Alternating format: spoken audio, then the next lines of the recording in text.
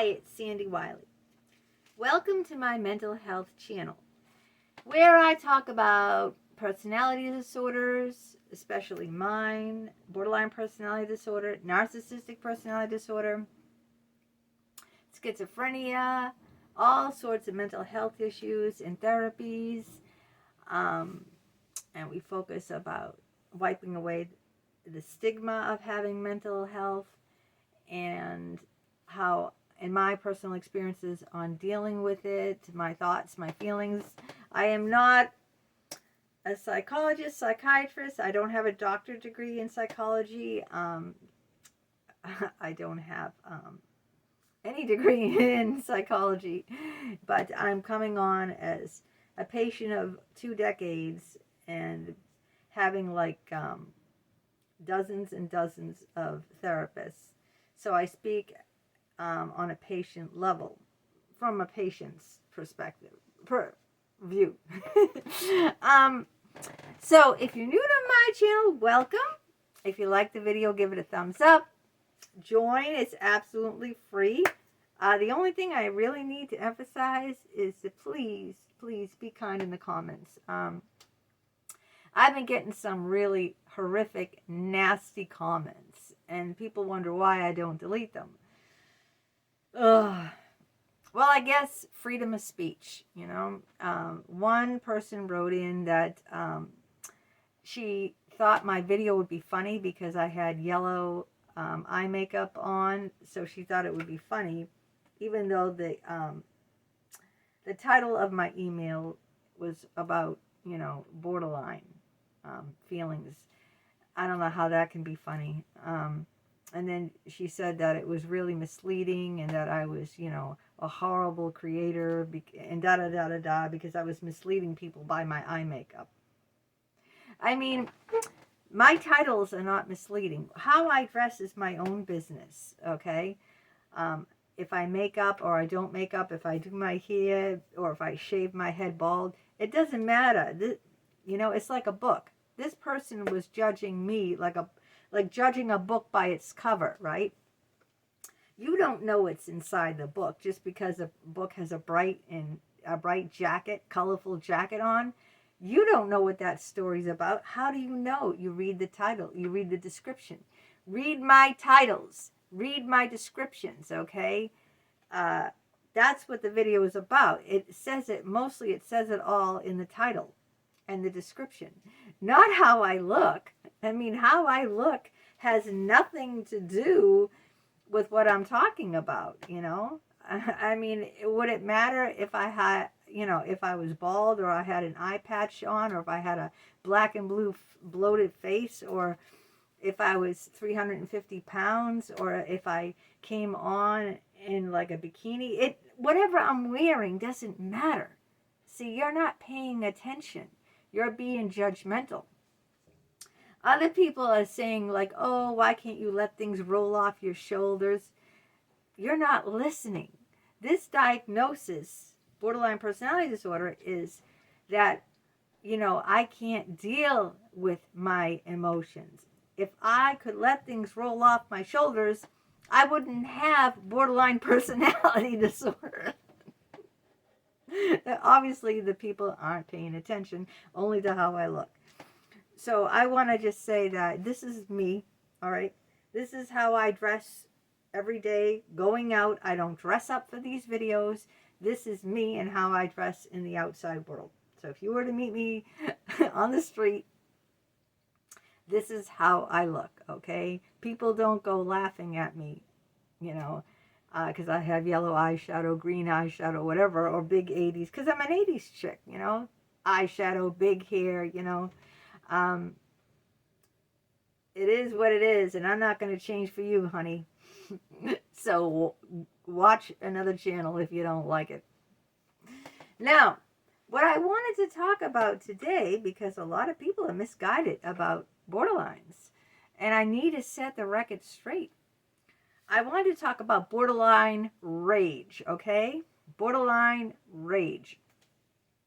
This is why not one therapist has been able to deal with me.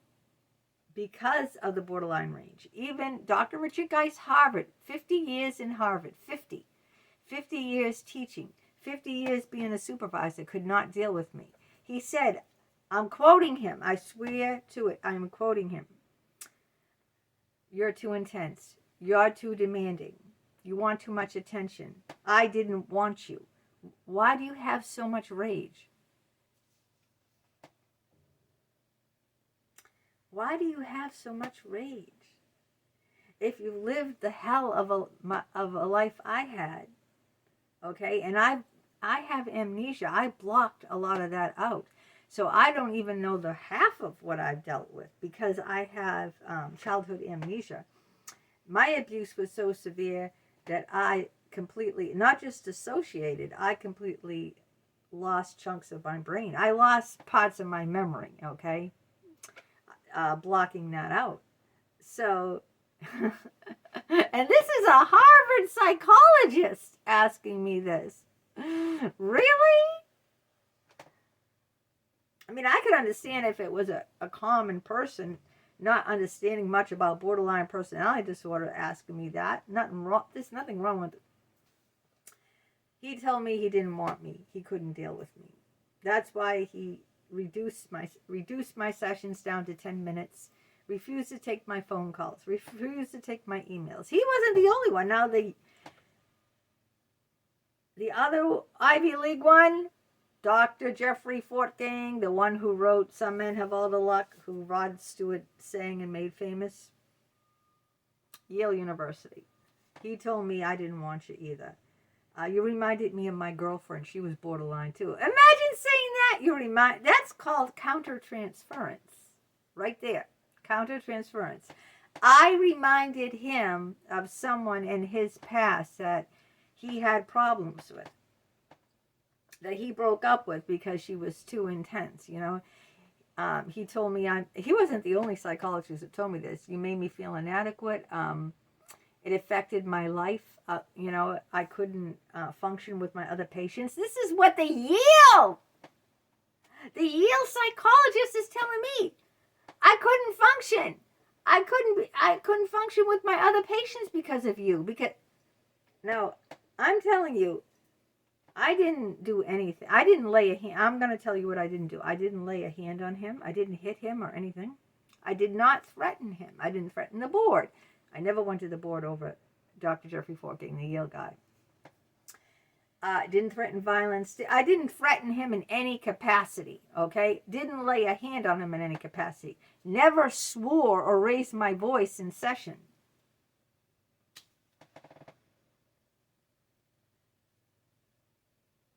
It really blows the mind.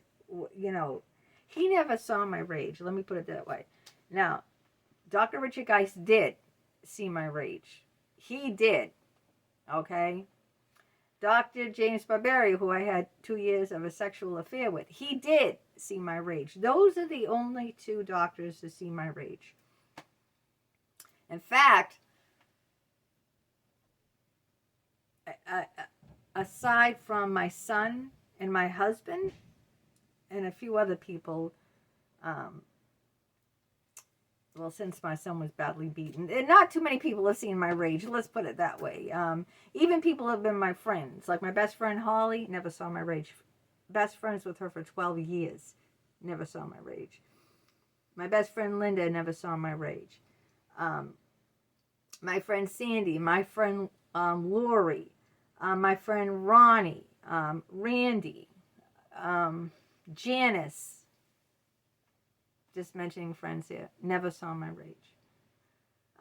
Family members outside of my husband and children never saw my rage. So those are the only two psychologists. So what I'm trying to say is these psychologists that I behaved didn't want me.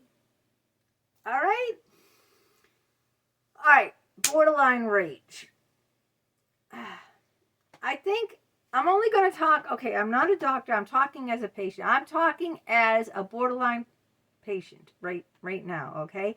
If this is different than you, you're a different person. We can have the same diagnoses. We're two unique, separate people, even if we have the same diagnoses. We're still separate. We have different thoughts. We have different feelings. Just because we both have borderline personality, if you are a person who does have that, doesn't mean, we're exactly the same. We just have common characteristics, common symptoms of this illness. It all boils down to, being severely traumatized and abused in childhood. I'm talking now about myself.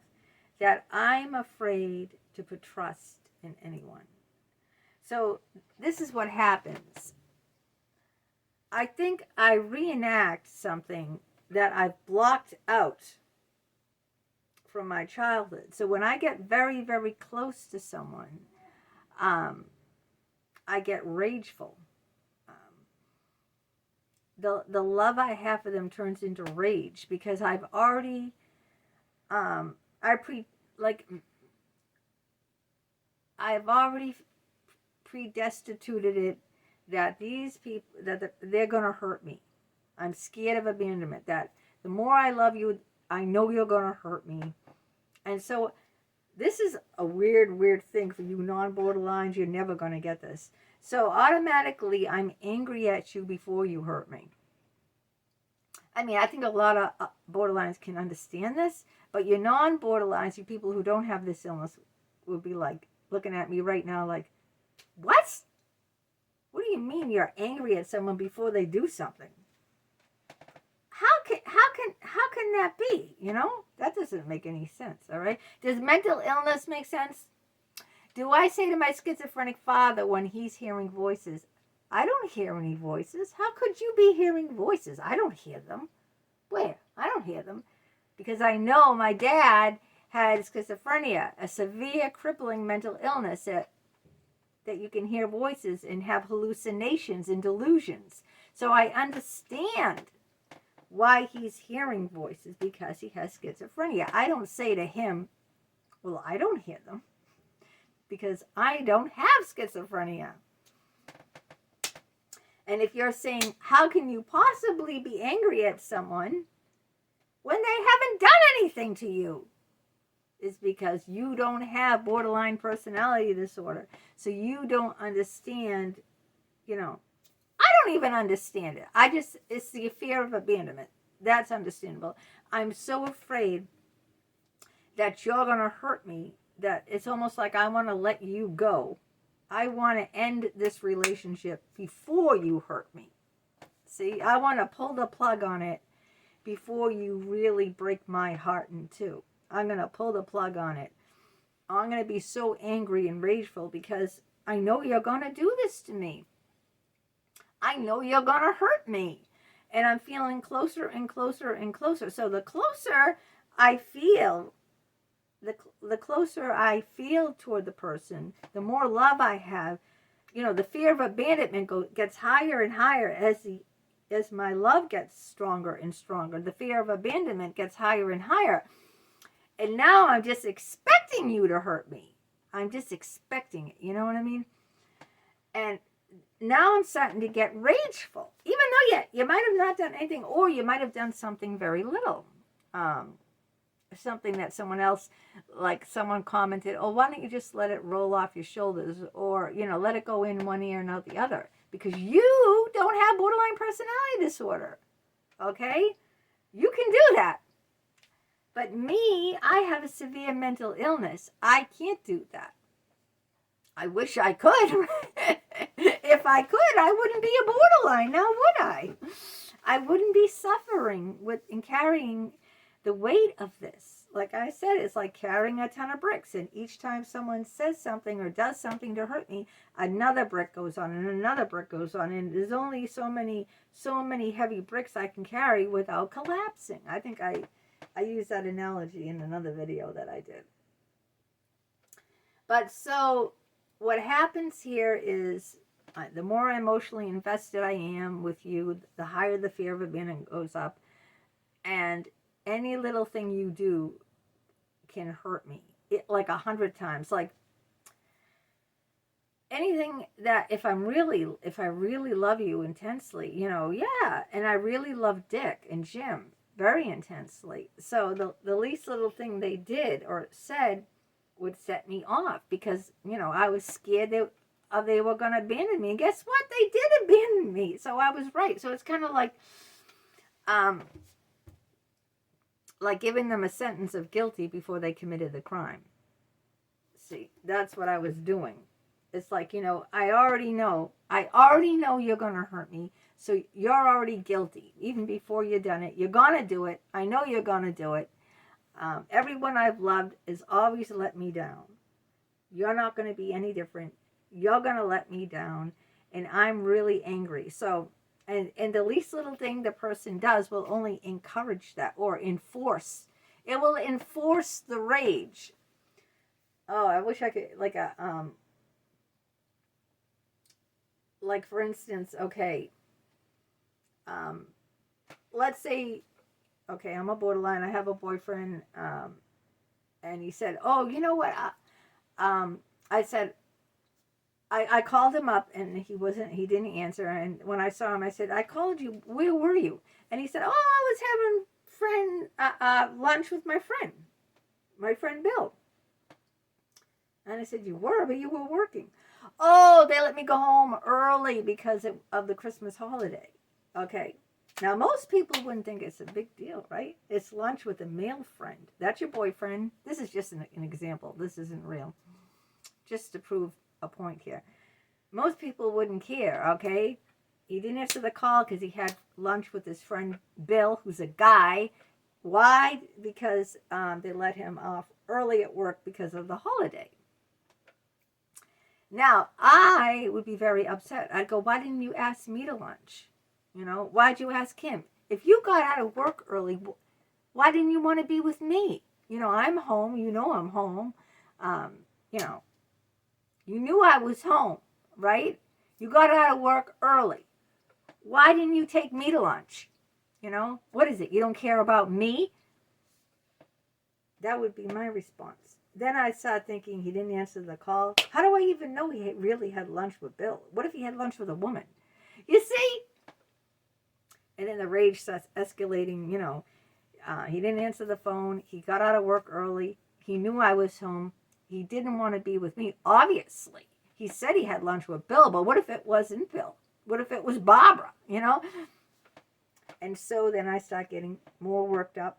The more worked up I get, the more angry I get, the more rageful I get. And then it escalates into a big, big fight like, okay, fine. You know what? I don't want to see you either, Forget it. It's over. Yeah, you seeing the picture I'm painting? Now, nothing like that has happened to me recently. I'm married 36 years. My husband has worked at home since before COVID. He doesn't go out to lunch with anyone. A circumstance has not come up like that for me in Jesus in a long, long time. But as a borderline, something like that could easily, come up, and that would be a situation where I would be enraged, and anyone else on the outside looking in on that would be scratching their head and saying, "Why?"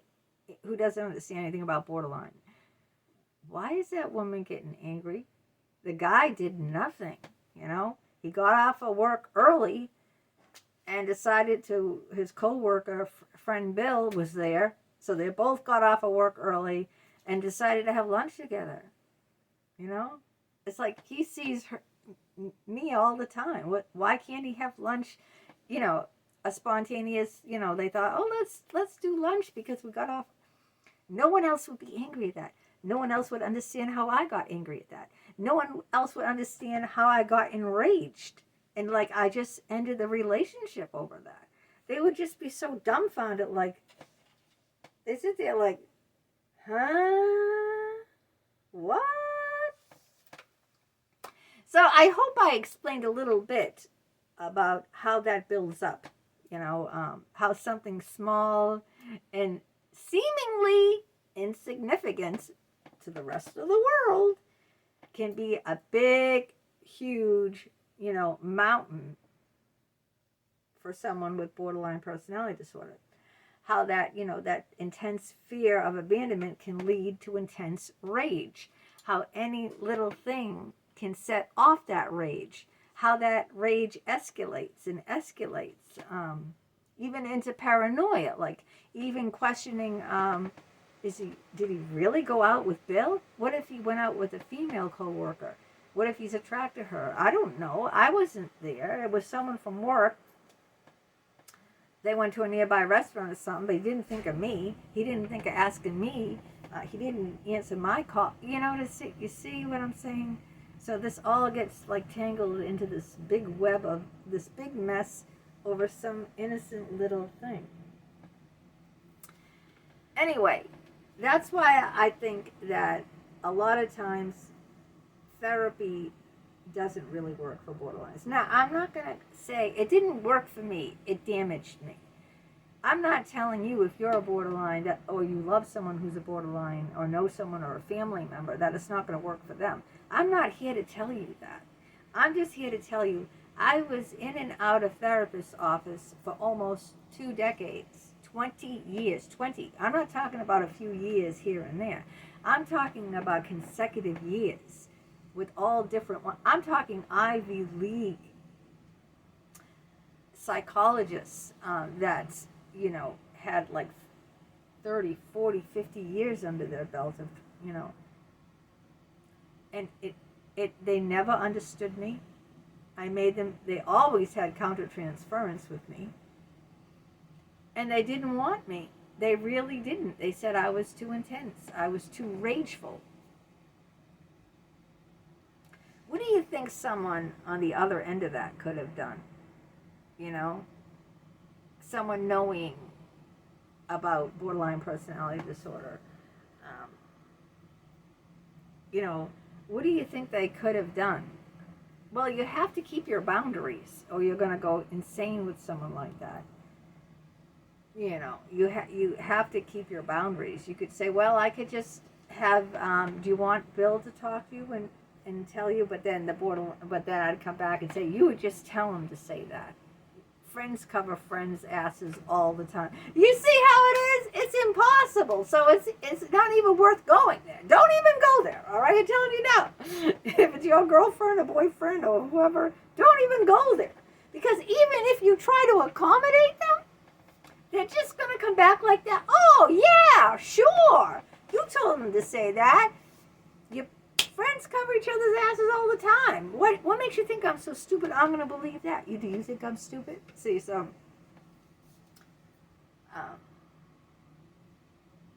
I don't know what to tell you, honestly. You have to talk to my husband. Because, yeah, it's really tough. I mean, the person dealing with the borderline needs their own therapist. They need their own shrink. Because, how do I deal with this? I don't know, just say that's what it is and, and if they say, well, I'm not going to speak to you anymore, let them, don't answer, don't respond. Don't respond. I don't know. I would advise you not to get involved with the borderline to begin with. All right? It worked out with me and my husband. But in the beginning, if you watch other videos, I put him through test after test. He jumped hoop after hoop. And he was basically the only